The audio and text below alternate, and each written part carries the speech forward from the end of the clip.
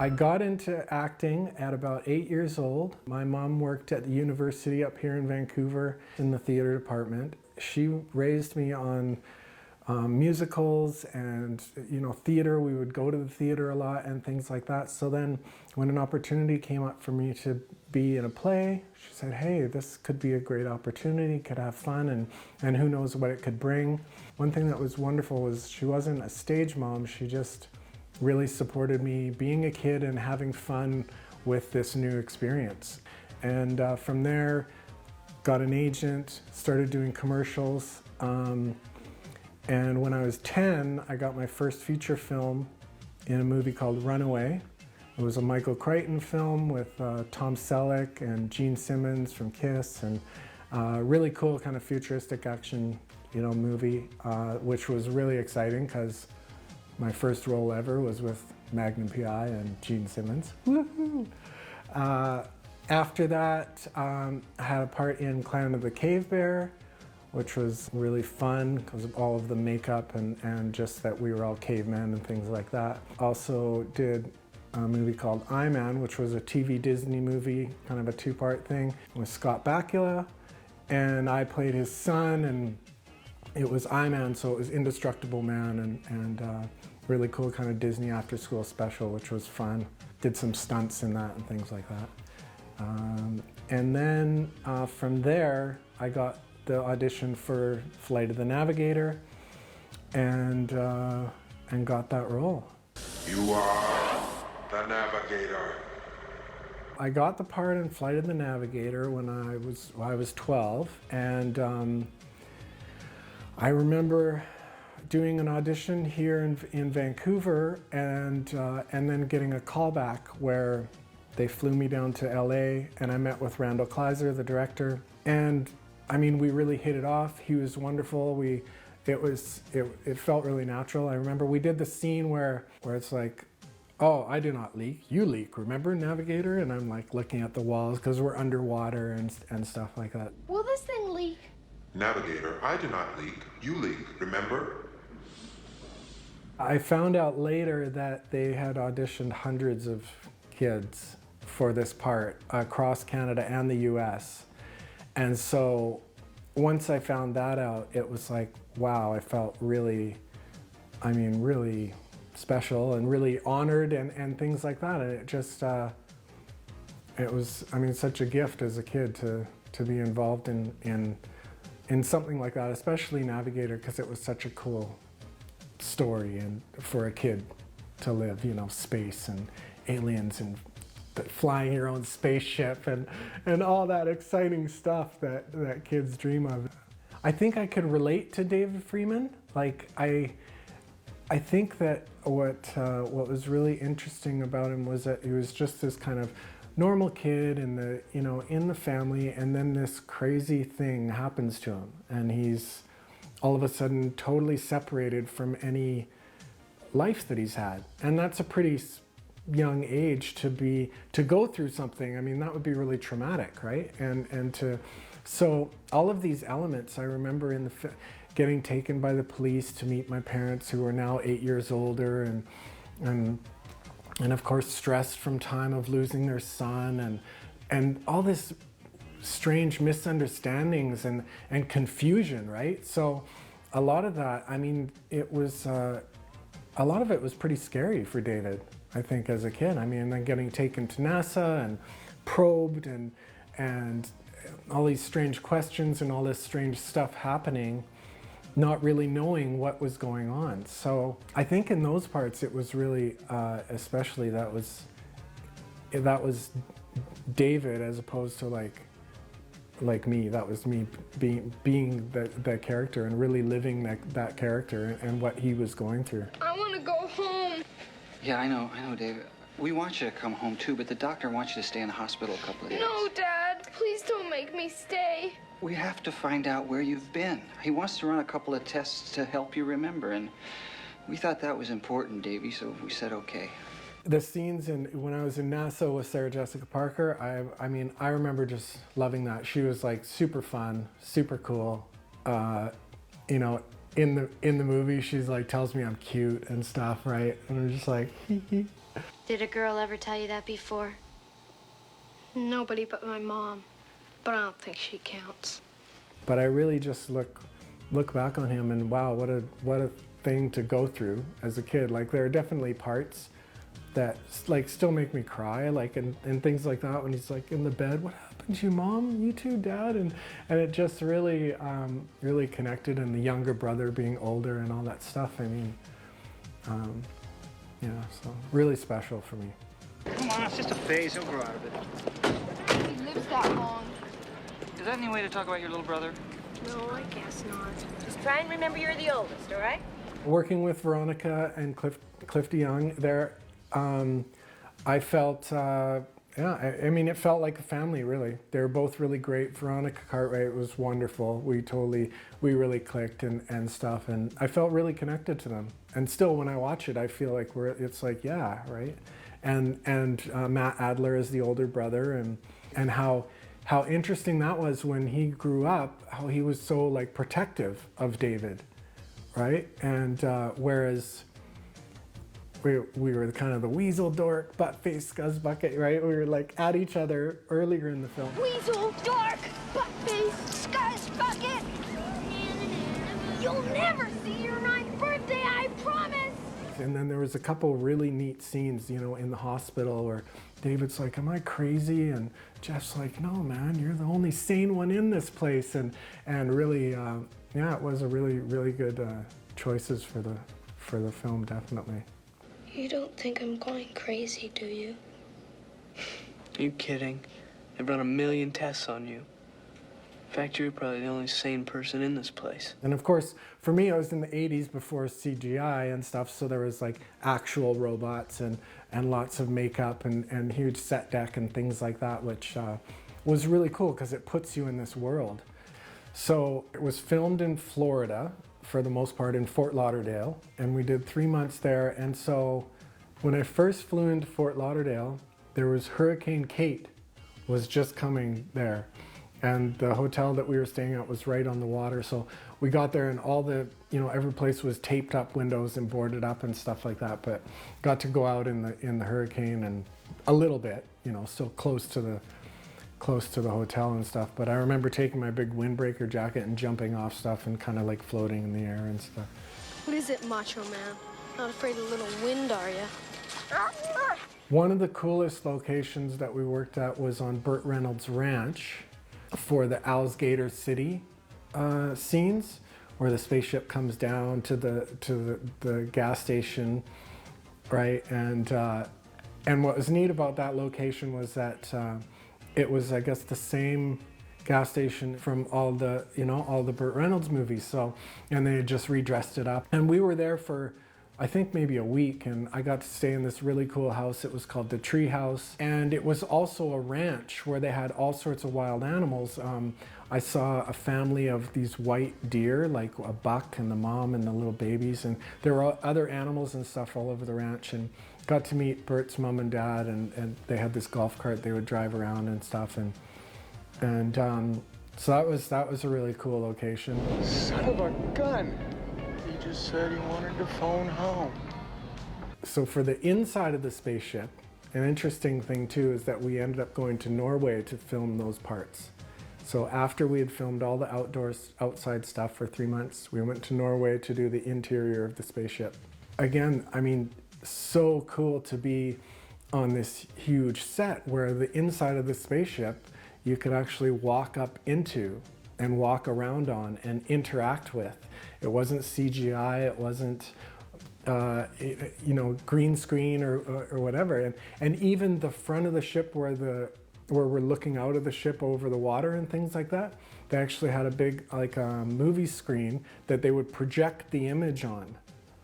So it would, when we'd be in it, it would be showing us flying over the Florida Everglades or flying over the water, right, when sitting in the chair. And so neat because it had all these gears, and the chair would come up out of the ground, and Max was connected on this trolley, and so he would come down the wall and stuff. And sometimes the top of the ship was open, and they would have kind of a grid to roll Max around on and swing him around. activate him with a little, kind of like a little seat where the actor would say the lines of Max. Pee Wee Herman did the voiceovers after, Paul Rubens. And something really neat about that ship was the plastic that they used. It was, when you shone light from the inside, it was see-through. And when you shone light from the outside, it turned that metallic, that kind of like, almost like that CGI metal, right? So it was a really neat material. I don't know how it worked, but sometimes you'd go up into it and there would be lights on the inside and it would all be kind of open. There'd still be all the shapes and of the ship, but it was a really interesting, fabric that they used, or plastic of some sort. So very realistic, and again, really easy to immerse myself in that world of being in a spaceship, because it was real life. Now if I can only steer it. No way, Jose.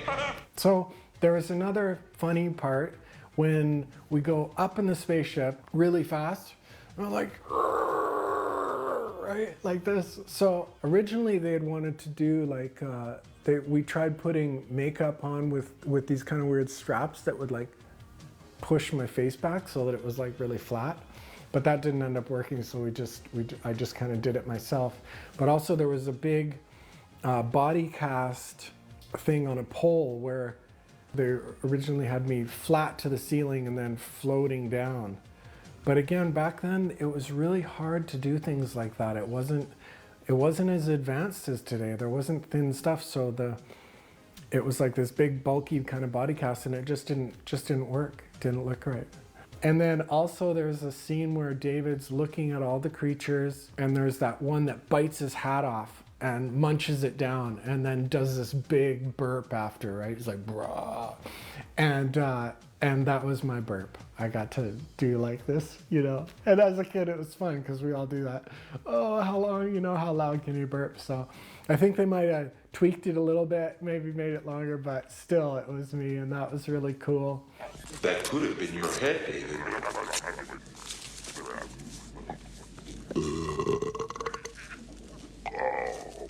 Max he wasn't quite a puppet. He was more, because there wasn't like a hand inside of him or anything. It was actually, as far as I remember, it's almost like a crane arm or something, where, and when he hung down from the top, he could move around. So I think he had joints inside, like a metal framework of some sort. And then the orb for the face, where it did light up and change colors and all that stuff. And he had movable parts as well. His arms would come out and stuff, and twist and turn and things like that. So I think there was a couple of different Maxes. There was one that would hang from the ceiling, one that would attach to a track and come down the wall, and then they could move him around on the floor, so you could come up over the shoulder and stuff like that. Well, so connecting to a puppet or something that's not real it can be challenging, though. I remember the actor who played Max. We really connected, and so it was as if I was talking to a real person, because he would do a voice. It wasn't just like in an audition where you have somebody kind of, hey, what happened to you, Davey, right? He really put emotion and feeling into the other lines, so it made it really easy for me then I would just talk to Max, and the voice was really close, so it made it easy to interact, definitely. A funny part was when Max swoops up and says, "You are the Navigator." They were getting used to the trolley, I guess, and one of the first takes it came up, and I saw that it wasn't going to stop and had to duck down in the seat, and and Max goes whipping over my head, right? It was like, yeah, I don't know if we should put that in there, but Just take me somewhere where they can't find us. Compliance.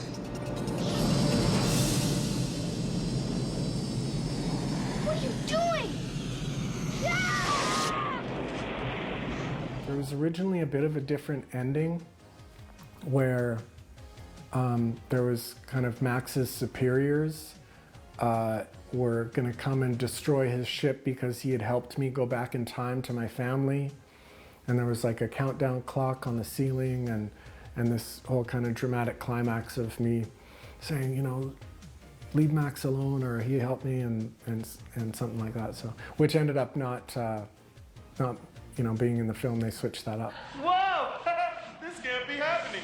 I think I've gotten some stuff out of your head that has nothing to do with navigating this ship. You sound just like a human.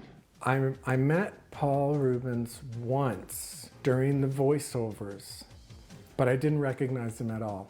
And it wasn't until after he had left and I went in to do some of my stuff, Randall was like, hey, do you know who that was? And I was like, no. And he was like, that's, yeah, Pee Wee Herman, right? I was like, what? No way.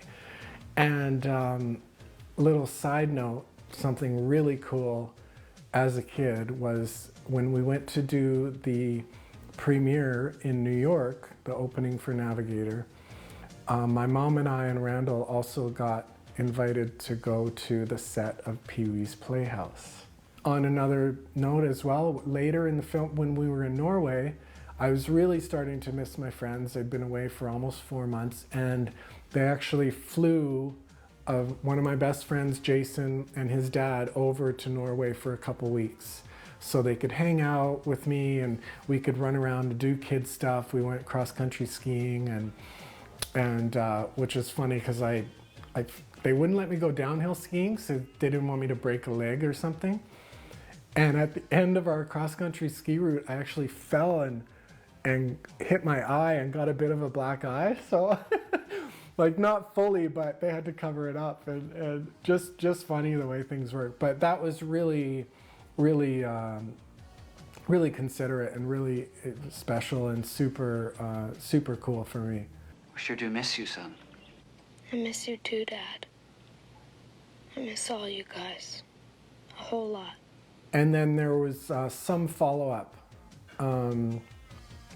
which we had to reshoot a couple of scenes and some voiceovers and things like that. It's another one of those a lot of people don't know, but I got released from the movie, went home and cut and bleached my hair because I was a little skater kid. Then we had to reshoot, so there's a few scenes I'm wearing a wig, which people don't notice unless I tell them, which is really cool. So, The Navigator. You are the Navigator and his crew.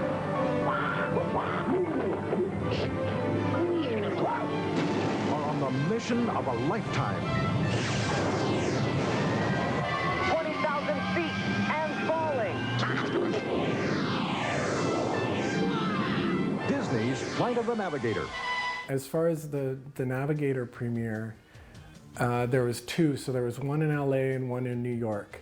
And the one in LA, I remember being just incredible. It was, you know, done up Disney style and like an outdoor kind of barbecue / playground thing, you know, big arches of balloons and bouncy castles and games. And I mean, a lot of that stuff I probably didn't really play with, because I remember signing a lot of autographs and stuff too at them. But I still have a Frisbee that says Flight of the Navigator on it. I'm pretty sure that's from the Disney opening that they had these Frisbees. I remember, yeah, meeting some kids, stars and stuff like that, that I was like, I was kind of awestruck, you know. I'm pretty sure Alyssa Milano was there. Oh, and Nicole Eggert was there. And funny, Nicole I worked with on Clan of the Cave Bear. As far as the New York premiere, that was, it was a lot different. It was in New York, so it was a little more, we had the after premiere party at a Hard Rock Cafe, and I kind of just sat and signed lots of autographs. Apparently there was a lot of people. My mom still has newspaper clippings and stuff. I think Ron Wood from the Stones was there, and some other people and stuff like that. Joey Cramer is a very interesting actor because I am very rarely aware that he's a little boy.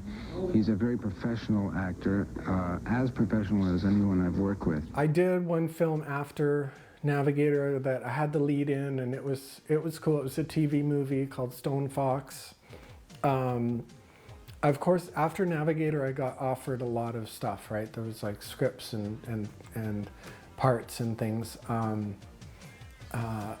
I remember getting the script for The Watchers, which I think Corey Haim ended up doing.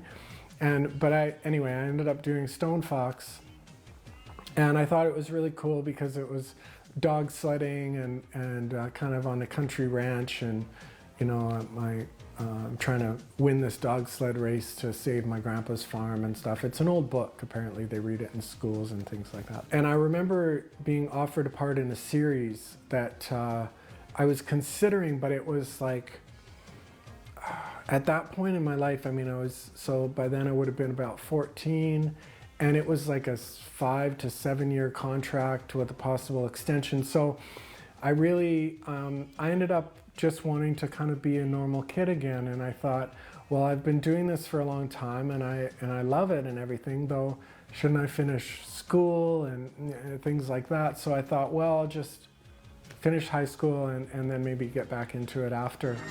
See you later, Navigator!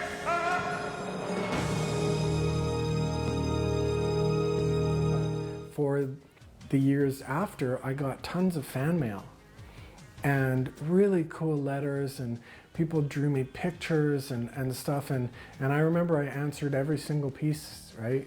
You know, we'd have a little generic letter that I would send, but I'd always write something special to everyone.